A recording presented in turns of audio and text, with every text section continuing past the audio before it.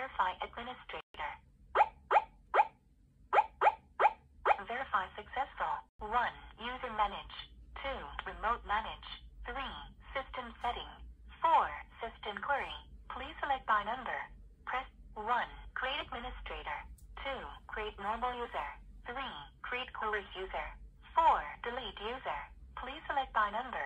1. Delete by user number. 2. Delete by type. 3. Delete all. 1. Clean password. 2. Clean IC card. 3. Clean fingerprint.